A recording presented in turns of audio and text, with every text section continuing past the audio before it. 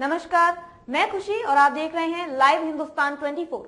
आइए नजर डालते हैं आज की बड़ी खबर। जनपद बहराइच में दबंगों के चलते डीजे फुल आवाज में बजाने के चलते हो रहे मोहल्ला वासी परेशान।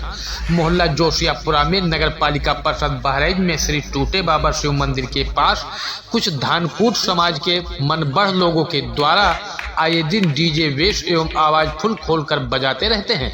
मोहल्ला वासी काफी परेशान हो रहे हैं क्योंकि फुल आवाज एवं वेश होने के कारण कभी भी हार्ट अटैक जैसी बड़ी घटना हो सकती है।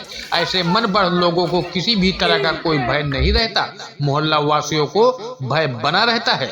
जनपद बहराइच से राजेश कुमार की रिपोर्ट।